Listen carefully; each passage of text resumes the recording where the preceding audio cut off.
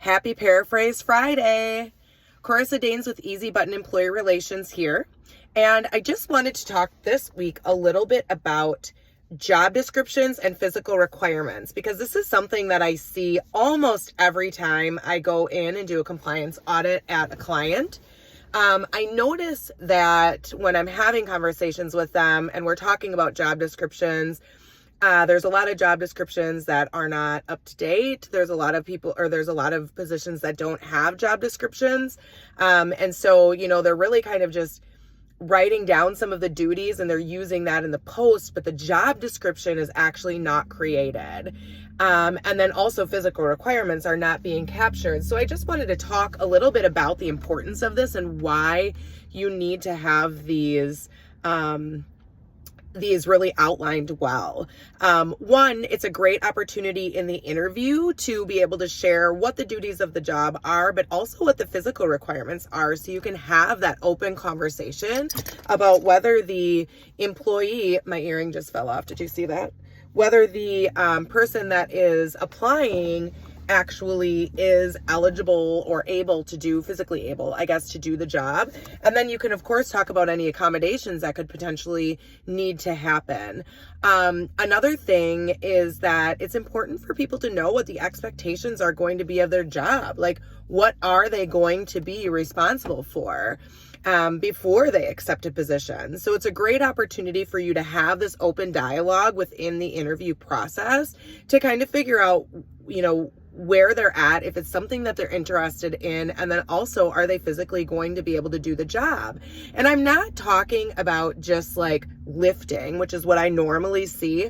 I'm talking about the questions that workers' compensation is going to ask you if there's an injury. So we're talking about, walking, sitting, standing, kneeling, crouching, lifting, pushing, pulling, lots of different dynamics, because that is what workers' compensation is going to look at if someone is injured or when someone gets injured, to determine like what type of light duty we're going to want to put them on. That's the documentation that they're going to send to you. And it's a lot easier to just say, here's the job description, here's the physical requirements, instead of having to, of course, fill out all this information for them when an injury occurs. So that's one of the things. Another thing that it's super helpful for is if somebody's going out on medical leave and they have a surgery, you can then send, the paperwork for any restrictions that could potentially be needed, or for the employee to be released to come back to work. You can just send the job description and the physical requirements with the employee to their doctor, and their doctor can say, yes, they can do this. No, they can't do this. This is what we would need as a restriction or an accommodation for them. And this is how long they're going to need that accommodation for. It's going to help the doctors say, this is what they can and can't do, but it's also going to help you decide if you're going to be able to bring that employee back or not in a capacity that's going to be able to fit within those requirements without it being an undue hardship on your organization, which is the standard that you essentially have to meet or have to look at when someone is trying to come back to work with some type of restrictions.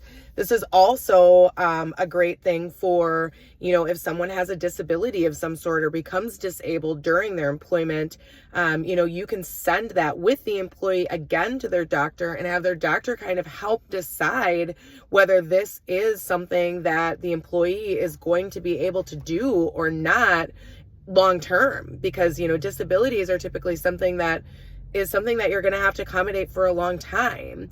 And so it is a little bit of work. It's not the most exciting thing to do, but you will 100% be glad that you do it. And it also helps you address performance issues.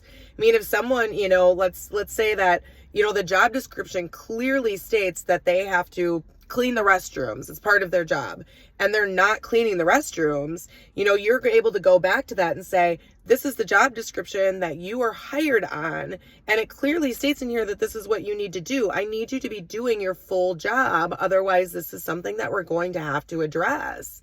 Another thing that I would suggest is including getting a signature on this job description and these physical requirements when you're hiring somebody. It should be part of your onboarding process, because a lot of times, people say, well, I didn't know that was my job, or I didn't know that was something that I had to do. And to be able to go back and look at this, their personnel file and say, you signed off on this job description that clearly says that this is what is required of you in this job, and physically this is what you need to be able to do, that's going to be really helpful for you. So this is something that I do help clients with. It's pretty easy for me to help you navigate it. The thing that I need is more help with the physical requirements than anything. And then of course, any nuances for the job itself, that may not be something that I'm able to, duplicate or find, if you have, some unique duties within a job title. That is something that I can help with. And I think a lot of times, when I do these compliance audits, people kind of poo-poo that or kind of push it to the side. It's not something that they want to spend money on.